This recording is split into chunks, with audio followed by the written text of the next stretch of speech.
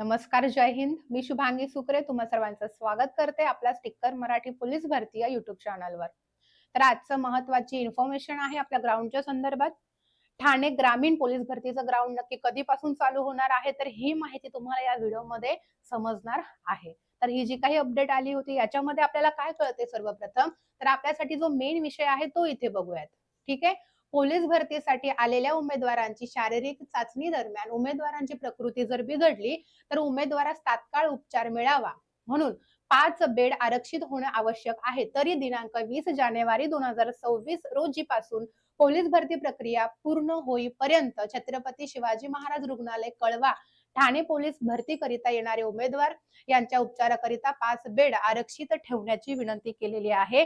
म्हणजे आपल्या डोक्यामध्ये तारीख फिक्स झाली आता 20 जानेवारी पासून ठाणे ग्रामीणचं ग्राउंड चालू होण्याची शक्यता आहे.